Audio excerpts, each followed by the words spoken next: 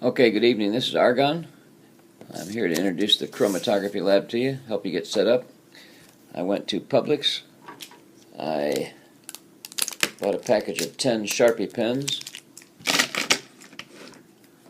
I also bought some Crayola markers. 10 colors there. I'm going to try different colors. I got some cups. Got 2 different kinds in case you have trouble finding one kind. You can get another kind, just as long as they're short cups that you can fit the thing into. At school, you can come and pick up some chromatography paper. I've got some strips for you already cut up. I also have a plate for you to use. So I got 2 different kinds of chromatography paper at school that you can pick up. And I also want you to try using a coffee filter. One that looks like this. This works better than the Mr. Coffee type. You can cut these into strips like this.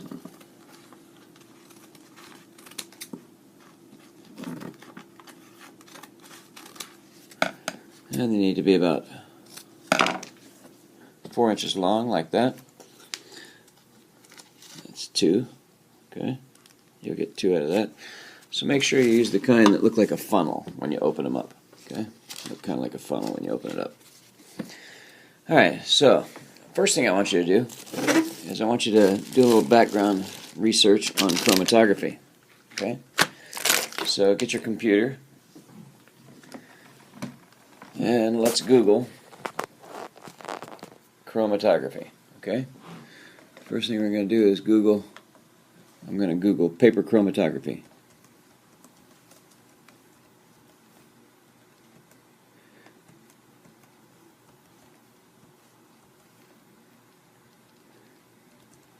How's my spelling? There it is, paper chromatography. Alright, I got paper chromatography. I'm going to click on Wikipedia.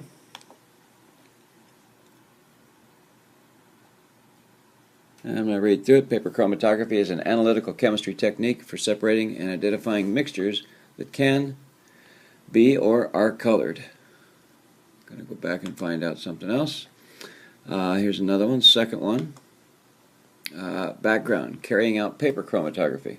Paper chromatography is used to separate mixtures or substances into their components. All forms of chromatography work on the same principle. What I want you to do is to do a little research before you start the lab, and I want you to answer some questions. So let's write this down. For your chromatography lab, I want you to follow this outline. Introduction.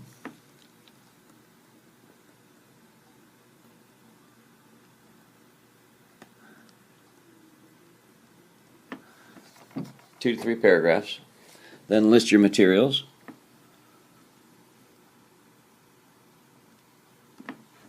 Okay, list of materials. Then your procedure.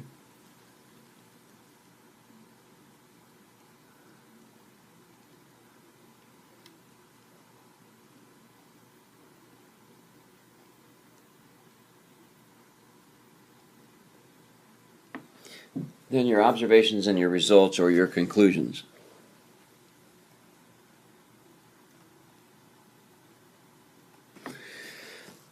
Very important. Detail. Don't do this in 5 minutes. Detail. Neatness.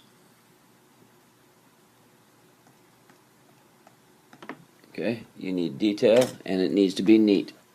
So for your chromatography lab, you're going to do an introduction, and in the introduction you can answer these questions.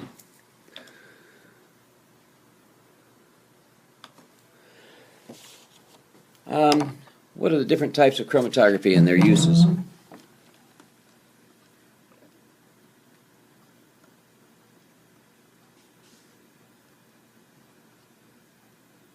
Okay. What are the different types of chromatography and their uses? What is the solid phase?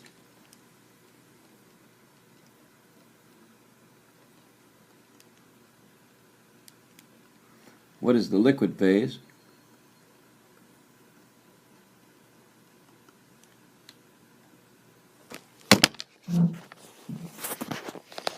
Careful if your camera falls over.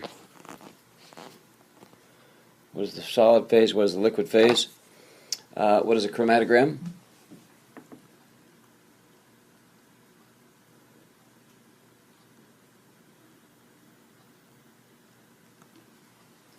What is the RH value?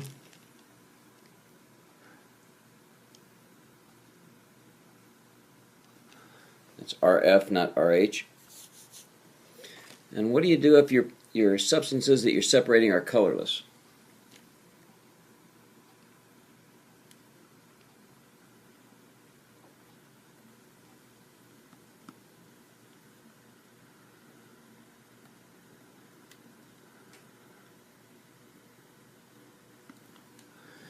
How do you identify colorless substances? So, types of chromatography and their uses. What is the solid phase? What is the liquid phase? What is a chromatogram? What is an RF value and how is it measured? And how do you identify colorless substances? That's your introduction with a definition. Do a little research on the internet. Alright, once you get ready to do the lab, you cut your chromatography paper into strips if it's not already. About 4 inches is sufficient.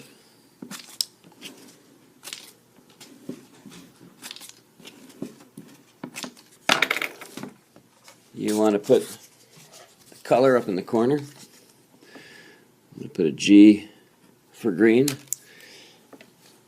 I'm going to put a little mark about 1 inch up where I'm going to put my splotch of ink. I'm going to put a good amount there, a good splotch of ink on that little mark so I can measure, if necessary, how high it rises. I'm going to bend it just a little so it'll stand up in the cup. Sometimes when you put them in the cup with a solvent, we're going to use alcohol, they'll bend over and fall over if you don't have them with a little bit of a bend in them. Next thing I'm going to do is I'm going to put a B, L for blue, a little line about 1 inch up, same as I did before. Put a splotch of blue there. Okay, bend it a little bit and go all the way through all 10 colors. Some of them are primary colors and will not separate. Your job is to find out. You can do those. You can get another set like I did and do 2 different packages. Not all blues will separate the same. Not all reds, not all blacks will separate the same. They're different chemicals, so they will separate differently. Your job is to find out how that happens.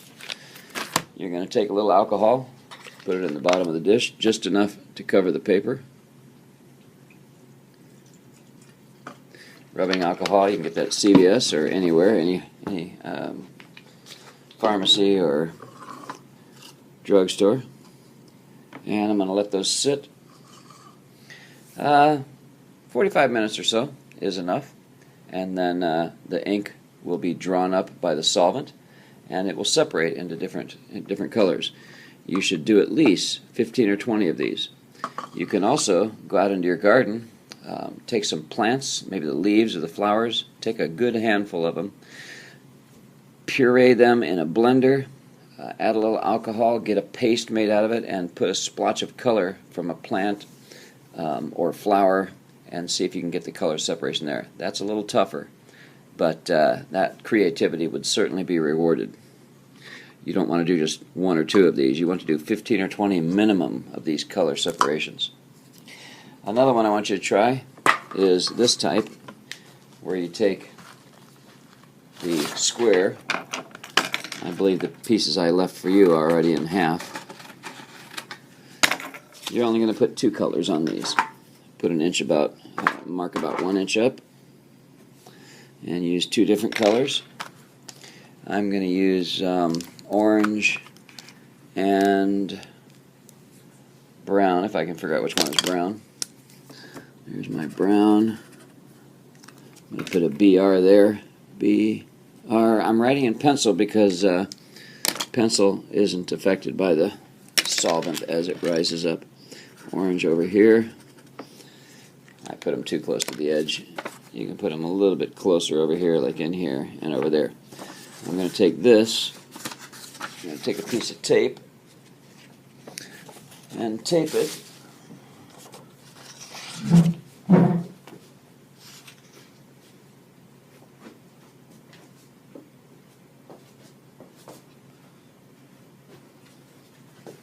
Tape it like this.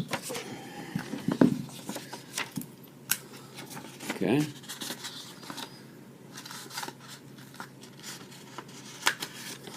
So it'll stand up. Actually, I am going to move those marks. I'm going to put this orange one a little bit farther over here. And I'm going to put the brown one a little bit farther over this way. Okay. I'm going to put them in a pie pan or in a flat plate. And I'm going to pour the alcohol right into that dish.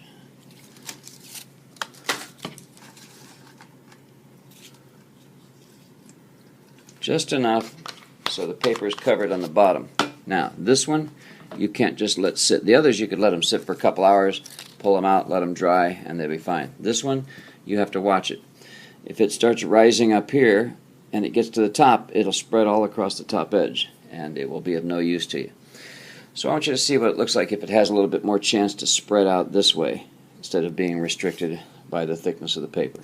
Okay? Don't forget to try the coffee filters. The more you do, the better off you'll be as far as understanding, and detail and neatness will enhance your grade. For the results and observations, you're going to get stuff that looks like this. Here's a chromatogram that I did. This was a black one. Okay, it was black at the bottom.